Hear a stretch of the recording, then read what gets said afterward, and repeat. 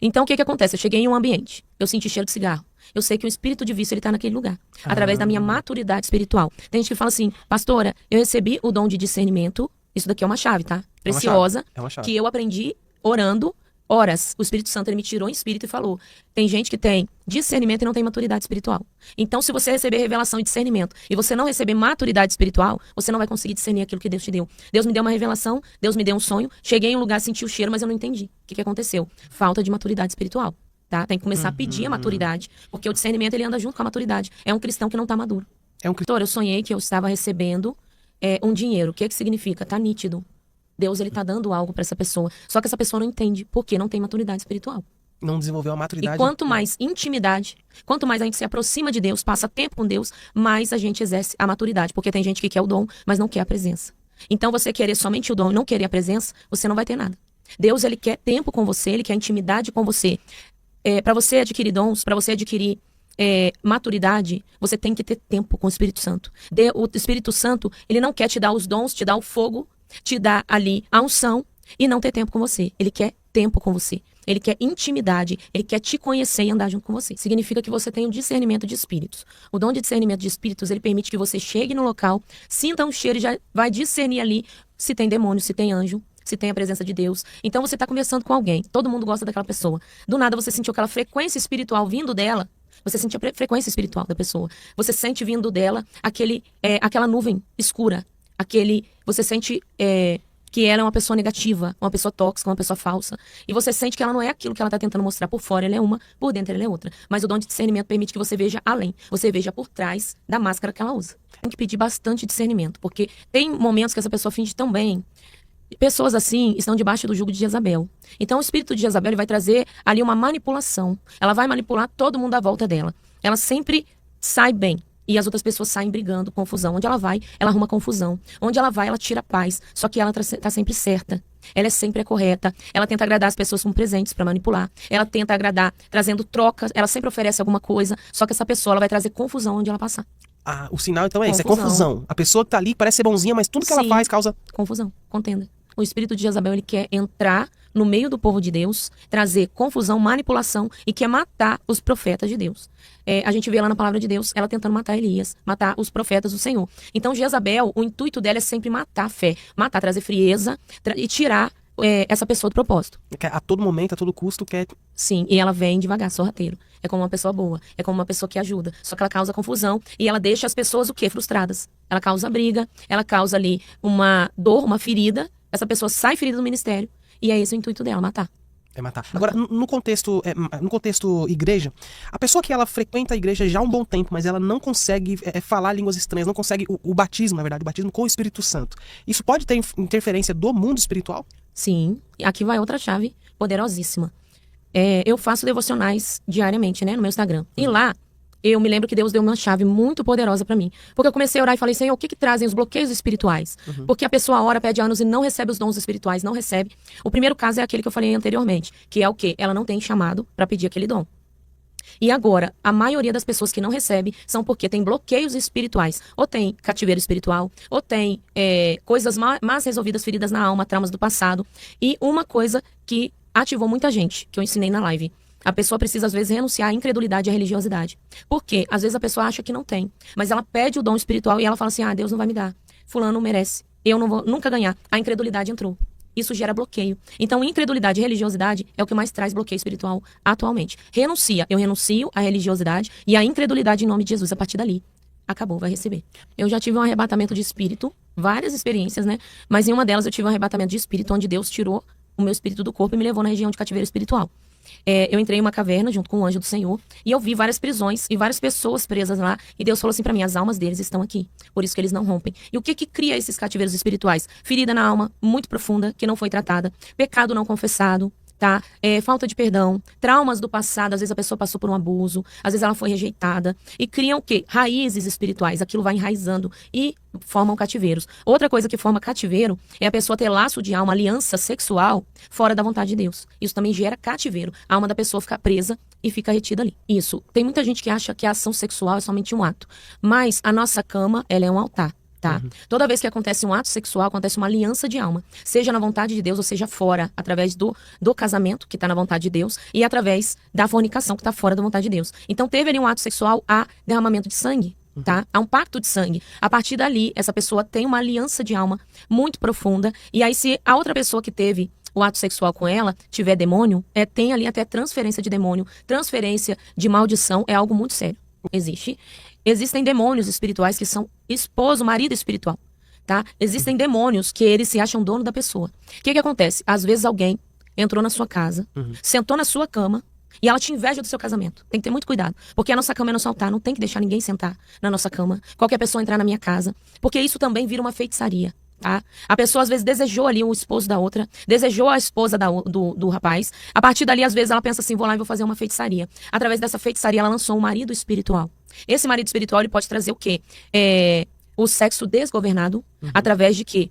Imoralidade sexual, começa a entrar no casamento, começa a entrar o pecado, e pode trazer também a frigidez. A vontade some. Essa pessoa já não sente mais vontade, ela já não sente mais, e aí esse casamento vai esfriando para ter ali a separação. O marido espiritual, ele age assim.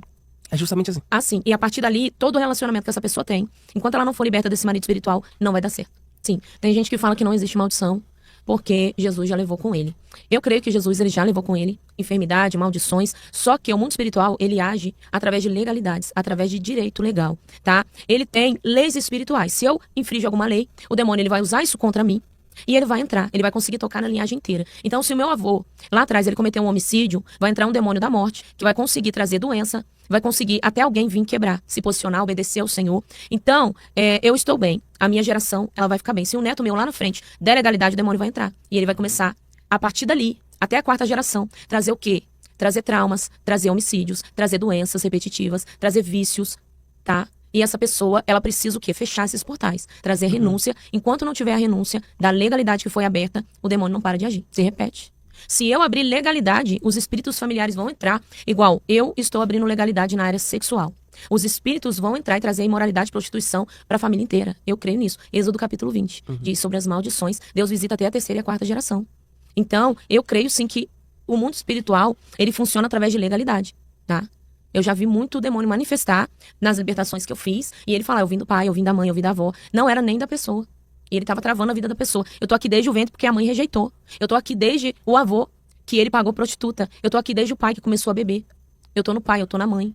E isso na libertação é muito real. Quem não acredita, pede para Deus, pede discernimento, pede para mostrar, que Deus vai mostrar. Igual a Bíblia também diz que Deus, ele não cobra o pecado no pai do filho. Lá no Novo Testamento tá. Só que as pessoas não entendem que esse texto tá falando que é se a pessoa não entrar em pecado. Porque se ela pecar, eu tô bem. A minha geração será abençoada. Se meu filho quebrar o que a palavra de Deus diz e não obedecer, o espírito familiar entra a partir dele.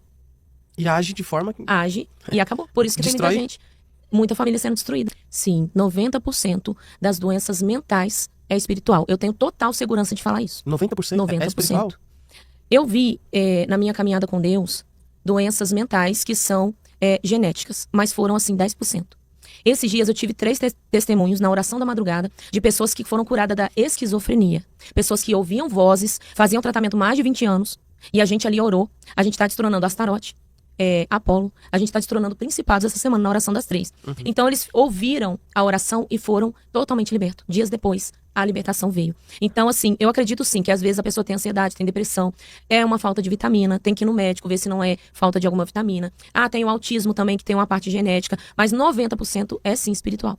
É espiritual. É prisão na mente, é fortaleza na mente. É que aquele caso, assim, por exemplo, tem muitas pessoas que elas às vezes são internadas em hospitais psiquiátricos, pessoas que se mutilam, às vezes até criança que agride, né, o pai, a mãe. Então, tem, de fato, sim... um lado espiritual. Um lado espiritual Tem. nisso. Tem. E qual foi, assim, um contato direto que você já teve com alguém que foi liberto nesse quesito e como foi a evolução? Eu tive 4 pessoas que passaram comigo por atendimento, que tiveram a libertação completa da esquizofrenia, manifestaram legiões. Teve uma que manifestou mais de 10 legiões. Cada legião tem de 5 a 6 mil demônios, tá? Manifestava um, expulsava, vinha outra. E aí, vários chefes bem pesados mesmo, coisa assim, que foi feita a obra de feitiçaria, na maioria das vezes. E essas pessoas tiveram a libertação completa. Tanto, o meu primeiro podcast que eu fui foi uma moça que sofria 20 anos, ela ficava internada na clínica psiquiátrica, tomava remédio, tinha que ser amarrada. Ela surtava do nada, tirava a roupa no meio da rua. Eles até batiam nela, tá? Às vezes, pra internar ela. E ali, ela teve a libertação através da libertação que eu fiz, através do nome de Jesus na vida dela. A partir dali, ela me escreveu no podcast, ela deu testemunho dela. E foi a primeira vez que eu fui no podcast. Porque ela falou, olha, eu fui liberta através da vida dela, queria que vocês chamassem ela. Então, assim, foi sobrenatural. Porque ela falou que ela tomava muitos remédios. E hoje, essas 4 pessoas que tiveram libertação não tomam mais nada. Pra glória de Deus. E como é que funciona esses Jesus espíritos libertou. Jesus libertou? E como é que funciona esses espíritos que eles atuam especificamente na mente e nas emoções das pessoas? Agora, no contexto geral, pessoa que não consegue ter paz, pessoa que entra num relacionamento, não consegue manter, começa a ter várias coisas, vários ataques, né, na sua mente, vários pensamentos. A pessoa que ela é inquieta, ela não consegue parar, não consegue deitar, não consegue dormir em paz porque a mente não para. O quanto também essa ação, né, demoníaca, ela está inserida também ali na questão mental, no aspecto da pessoa que ela não consegue dormir, ela vira na cama pra cá, pra lá, procura sono, fica no celular até 5, 6 horas da manhã. Como que funciona o mundo espiritual nesse aspecto? O engraçado é que de manhã vem o sono. Sim. É só passar pela noite. Tem demônios que eles agem em um certo horário, tá? Então, às vezes, vai ter demônio que vai agir no horário da noite, da madrugada.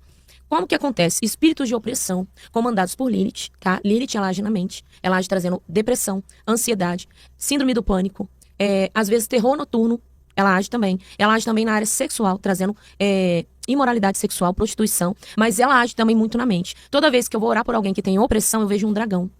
Ela age junto com um demônio, que é no formato de um dragão, que eu ainda não ouvi o nome dele, tá? Mas toda vez eu vejo esse dragão e Deus me falou assim, é a opressão que vem. Então vai dando 6 horas da tarde, esses demônios começam a trazer perturbação, Salmo 91, né? Os espíritos que agem ali para trazer perturbação. Começa a trazer pânico, começa o coração da pessoa a acelerar, parece que a pessoa vai infartar, sentir dor no peito, dá aquele desespero, do nada tremer, passando mal, vai no hospital, não acha nada. Espírito de opressão que age junto com Lilith. Tem que destronar esse demônio Lilith. E aí é justamente que entra o questionamento. Por que a maioria dos ataques espirituais eles acontecem justamente à noite? Sim, porque tem demônios que trabalham à noite, tá? De dia, durante o dia, o mundo espiritual, ele não tem tanto movimento quanto à noite. Por isso a oração às 3 da manhã, que daqui a pouco eu vou falar, né? Sobre a oração às 3 da manhã. Porque a oração às 3 da manhã, tem gente que fala que não muda nada, que não tá na Bíblia. Só que quem trabalha com libertação sabe que à noite é horário de guerra espiritual. A partir das 6 da tarde é horário de guerra espiritual. Se a gente for ver o jejum bíblico, ele começa às 6 da tarde. Por quê? Horário de guerra espiritual. A oração a qualquer horário do dia Deus vai ouvir. Só que 6 da tarde são liberados alguns demônios que começam a trazer o terror noturno, a perturbação. Eu já fiz atendimento onde manifestou o espírito da meia-noite. Ele falou, eu sou o espírito da meia-noite. Eu trabalho meia-noite. Então, essas pessoas às vezes não têm esse discernimento. Não tem essa visão. E o quanto é importante aí, no caso, a oração que ela é feita justamente às 3 da manhã. O quanto é importante essa oração? Qual é o segredo por trás dessa oração? Quando eu quero orar por libertação de alguém, eu oro meia-noite. Por quê? O horário da meia-noite é um horário de quebra de cadeias de prisões. Ele é um horário de libertação e batalha espiritual. Só que às 3 da manhã, eu vou orar por libertação, batalha espiritual. Eu vou vencer batalhas, mas esse horário vai me trazer autoridade. O que diferencia a meia-noite das 3 da manhã é que às 3 da manhã tem a troca de anjos, tá? Eles trocam turno e aí os demônios atacam com tudo. É um horário de ataque espiritual. É um horário que eles atacam. Pode ver que às vezes às 3 da manhã, você tá dormindo, você acorda, olha 3 da manhã. É um horário que Deus tá falando assim, ó, tá havendo uma guerra espiritual e eu preciso que você posicione para orar. Onde vai te trazer autoridade. Quer que os demônios manifestem a hora que você orar? Ora 3 da manhã. Às vezes eu tô passando na rua, a pessoa cai endemoniada. Por quê? 3 da manhã traz autoridade. E o quanto, por exemplo, tem outro fator importante que é ali a questão do jejum. Muitas pessoas, elas usam o jejum como uma espécie de ritual, né? Sim. E não diretamente como uma arma estratégica, como algo intencional no mundo espiritual para você usar o jejum para um fim específico, para uma intencionalidade. O quanto o jejum ele deve ser usado como uma arma estratégica e não como apenas um ritual. Sim. Muita gente acha que o jejum é uma moeda de troca. Só que o jejum bíblico, ele é para te edificar, para matar a sua carne e te fortalecer o espírito, é para te ligar com Deus. Você, quando começa a fazer jejum, eu notei que eu comecei a ficar irritada. Eu comecei a ter guerras espirituais. Aí a pessoa para, porque assusta. Começou a orar, se posicionar. O que a gente faz aqui, mexe lá no mundo espiritual. Mateus 18. Ligou na terra, ligou no céu. Então, quando eu comecei a jejuar, orar, ler a palavra, começa aquele ataque. O que eu vou fazer? Vou me manter posicionado e vou fazer mais. O jejum, ele joga a irritação, tudo que é carnal para fora. Ele limpa você, ele muda você de dentro para fora. Então, além dele trazer sobre você um controle, um autocontrole, Porque você vai aprender a controlar a sua carne. A alma, ela lança vontades para a carne. Se a gente não tiver ligado no espírito, alimentar o espírito, a alma ela vai vencer. Então, o jejum bíblico é aquele jejum que nós fazemos não somente por nós. Tem alguns líderes que não entendem. Eles pedem carro, casa, pedem coisa para eles. Qual é o verdadeiro jejum? É pagar o preço de renúncia, é pedir pela igreja, é se colocar na brecha através da intercessão e do jejum para acontecer milagres dentro da igreja. Por que hoje não acontece mais milagres dentro da igreja? Líderes com medo de demônio, líderes com medo de mexer com libertação. Ai, não mexe com isso não, porque vai acontecer, vai vir um contra-ataque, vai, mas a batalha espiritual é normal. Sabe o que importa? O jeito que você vai receber essa batalha. Se você tiver com a sua guarda levantada, escudo, espada, leitura bíblica, posicionado com Deus em obediência, pode vir a batalha que for, que vai cair por terra, porque tá vindo contra o Deus que me levantou. Então, o jejum bíblico é o quê? Eu acabei de sair de um jejum de 21 dias de Daniel. Só legume, água, frutas, tá? É muito difícil, foi muito difícil, só que nós fizemos pela igreja, começou a ter muita libertação na nossa igreja, para honra e glória do Senhor, nós fazemos pelas vidas, para ter libertação, para ter cura. Jesus já pagou o preço já, mas agora é conosco buscar autoridade, buscar o quê? Renúncia, tá? Se colocar na brecha pela igreja. Se colocar na brecha. Agora, eu por exemplo, que eu tenho os meus 31 anos de idade, então já vivi muitas coisas. Eu lembro de uma oração que meus pais sempre faziam, né? E a oração era me cobre com teu sangue, Jesus, me cubra com teu sangue. Vou sair de casa, Senhor, me leve em paz, me traz em paz, me cobre com teu sangue. Vou fazer um negócio, Senhor, vai na frente, me cobre com teu sangue. O porquê dessa oração? Qual a importância e qual a representatividade que há o poder do sangue de Jesus no mundo espiritual? Isso é muito forte. É muito forte. Quando Jesus morreu na cruz e derramou o sangue dele por nós, isso foi totalmente intencional. No Antigo Testamento, era preciso derramamento de sangue de animais para cobrir os pecados do povo. Então, se fosse hoje e Jesus não tivesse derramado o sangue dele por nós, a gente ia padecer. Então, o que acontece? O sangue no mundo espiritual, ele é vida. O sangue no mundo espiritual, ele tem muito poder. O sangue de Jesus, que não teve pecado, que é o Filho de Deus, é total poder. Então, onde eu declaro o sangue de Jesus na minha casa, na minha vida, na minha família, Satanás, ele não toca. Quando eu vou liberar uma cura sobre alguém, eu libero através do sangue de Jesus que foi derramado na cruz. Às vezes, a pessoa fala, em nome de Jesus, seja curado. E Deus, ele me trouxe esse discernimento. Declara a cura através do sangue de Jesus. E aí eu comecei a ver mais curas acontecendo. Foi vendo mais curas. Agora, um outro aspecto também que é muito interessante, que a gente não pode deixar de falar, é justamente a questão ali das feitiçarias, né? A gente vê vídeos hoje na internet com mais facilidade, e esses vídeos, eles basicamente apresentam ali pra gente alguns indícios de uma obra ou outra que foi feita. Quais foram as experiências mais impactantes, pastora, que você teve assim no mundo espiritual acerca de obras de feitiçaria? As mais complexas possível, que você olhou assim e falou, cara, olha só a dimensão, a complexidade que há em uma feitiçaria para uma obra específica. Tem gente que fala assim, olha, eu não tenho inimigo, todo mundo gosta de mim, como que fizeram uma obra pra mim? Hoje, uma das maiores lutas dos cristãos é por causa de obra de feitiçaria. O diabo, ele vai ver a nossa vida, ele vai usar alguém. Ele precisa de um corpo pra ele agir, tá? Então, ele vai usar alguém pra fazer feitiçaria. Uma das experiências mais impactantes que eu tive foram bruxos de outros países fazerem feitiçaria pra mim. Eu verem esses bruxos em espírito dentro da minha casa. E eu entrar em luta ali espiritual, orar e Deus tirar. Eu já tive experiências que uma moça, ela tava com uma doença terminal, um câncer. E ali, no atendimento, quando eu ainda fazia atendimento individual, hoje eu não faço mais, tá? O demônio manifestou e falou, eu coloquei o câncer nela, através daquela obra. E ali eu falei, então pega esse câncer que você colocou e traz pra fora agora. Em nome de Jesus. Dela vomitar um tumor desse tamanho. Então, eu tive essa experiência de ver que algumas doenças, enfermidades, algumas vezes cristãos saem da igreja porque começam a sentir cansaço, desânimo, frieza espiritual através da obra de feitiçaria. Tá? E obra de feitiçaria não é somente aquela feita no cemitério, aquela feita na encruzilhada. Obra de feitiçaria também é aquele pastor, aquele líder que te amaldiçoou, aquela mãe que te amaldiçoou, aquela amiga invejosa que olha tudo que você tem, quer o que você tem, um pensamento que ela lança, às vezes negativo, lançou como obra de feitiçaria. Pega aquela seta, a pessoa sente, ali vem a enfermidade, o casamento começa a ter briga, a vida desanda da pessoa. Tá? Realmente a pessoa passa a ter várias. Várias. Aí eu te pergunto, nessa questão da feitiçaria. Uma feitiçaria, ela é forte, ela é autossuficiente para, por exemplo, mesmo se a pessoa não tem legalidade, se a pessoa tá vivendo ali uma vida certa, no aspecto de não existe legalidades abertas. A feitiçaria, ela é forte o suficiente para, independente de como a pessoa está, pegar nela ou não? Ou a feitiçaria, por mais forte, por mais pesada que seja, por maior que seja o nível da feitiçaria utilizada, ela só pega em uma pessoa se houver legalidades. Só se houver legalidade. Se ela estiver em Cristo, obedecendo a palavra, pode ser a feitiçaria que for. Eu já vi pessoa pagar dinheiro alto contra a minha vida. E eu comecei a sentir dores no corpo e o médico falou que eu estava provavelmente com aquela doença que sente muita dor, que eu até esqueci agora o nome. Fibromialgia. Ele falou, e ali eu não recebi, e eu entendi que Deus deixou eu sentir os sintomas para eu orar. Às vezes a pessoa sente o impacto. Olha, eu estou posicionado, eu sou cristão, estou em obediência, mas eu comecei a sentir um cansaço, um desânimo, uma vontade de parar de ir na igreja ou veio alguma enfermidade. é Deus te avisando pra você orar. Não te pegou. Ele tá te avisando pra você se levantar e orar quebrando, cancelando, tá? Essa é a diferença. Porque quando a pessoa está em desobediência, essa obra vai pegar com tudo. E geralmente quais são assim, as legalidades que abrem essas portas espirituais? Na maioria das vezes. Geralmente imoralidade sexual, ambientes que essa pessoa vai contaminado por demônios. Ambientes também influenciam? Ambientes, se eu for em um ambiente que tem bebida, que tem xingamento, que tem fofoca. Às vezes eu só vou no salão onde tem fofoca. Eu vou ficar propícia ali a obra de feitiçaria me acertar. Por quê? Eu estou colaborando com algo que está fora da palavra de Deus. Tá? Amizades tóxicas, relacionamentos tóxicos, onde essa pessoa não vai sair bem. Pecado de vício, pecado de imoralidade, traumas do passado não tratados. Essa pessoa às vezes tem ferida na alma, tem rejeição, falta de perdão, tudo abre ilegalidade. É pessoa que não perdoa, é pessoa... Sim. Há uma ação demoníaca também na não liberação do perdão? Há o espírito da falta de perdão. Isso aí é pesado. É Ou pesado. seja, tem gente que nesse exato momento pode estar sendo vítima de uma ação espiritual justamente porque tem um rancor guardado dentro de si. O demônio, há ele anos. precisa de uma legalidade para ele entrar. Então, ele não... O que a pessoa entende é, a luta dela não é contra carne nem sangue. Minha luta não é contra o meu esposo, contra a minha sogra, contra a minha mãe, contra o meu parente, contra o meu vizinho. Eu estou lidando com demônios, tá? Às vezes eu tô na rua, as pessoas me olham de cara feia do nada. Eu sei que é o demônio que tá ali. Então, a partir do momento que essa pessoa ela foi atacada, porque principalmente no julgo desigual, essa pessoa vai ser muito atacada pelo cônjuge, o demônio vai usar muito, tá? Pra ele entrar, ele precisa de uma legalidade. Eu já vi um caso onde o demônio entrou no homem, abusou da moça, porque ele queria entrar, acessar o coração dela. O único jeito dele entrar foi abusando dela, através desse homem, ele me falou. E ali ela ficou com rancor. Eu não julgo ela, porque é um caso assim muito difícil, que trouxe uma ferida muito grande do abuso. Enquanto ela não declarou com a boca dela que ela perdoava o abusador, esse demônio não saiu. E a partir dali, ela foi curada de uma doença na coluna que ela tava há anos, que ele colocou. Há anos ela carregava Há essa... anos.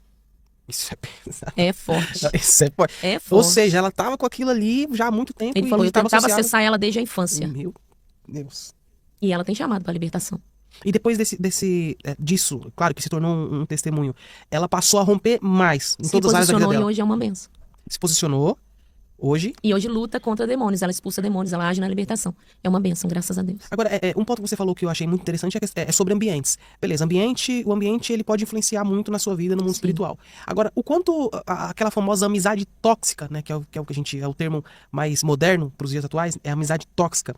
O quanto a amizade tóxica ela pode fazer uma pessoa afundar na lama?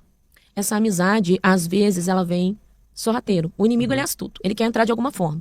A Bíblia diz em 1 Pedro que ele fica rugindo como um leão no nosso derredor, tentando acessar, tentando achar uma brecha. Então, às vezes, a amizade tá ali, indo na casa. Mulheres e homens casados não devem colocar amizade dentro de casa. Não se deve. O inimigo vai usar, não importa o quão religiosa essa pessoa seja, o inimigo vai usar contra o seu casamento. Então, leva pra sua cama. A pessoa vai ali, deseja estar na sua casa, olha a sua casa, quer ter a sua família, quer ter a sua vida. Lançou. Através do pensamento já é um peso espiritual, já é uma seta que ela lança. Às vezes dá uma comida consagrada a demônios. A obra de feitiçaria já entrou pela boca, já pega, tá? Ainda que a pessoa não tenha legalidade. Ela comeu algo, aquela obra vai acertar ela. O mal vai entrar pela boca. Como é que funciona essas obras assim feitas justamente em comidas, né? O quanto a comida consagrada ela pode destruir uma vida? Sim, traz doença, traz enfermidade, traz coisas que o médico não acha, traz ali uma frieza espiritual, mas geralmente traz enfermidade. Traz enfermidade. Enfermidade. A pessoa acaba ali ficando enferma e Aí não já sabe acaba por com quê. o casamento, a amiga Sim. vai, aproveita. Também objetos consagrados. Ah, eu consagrei um perfume a demônio, entreguei, aquela pessoa usou, acabou. Também pega.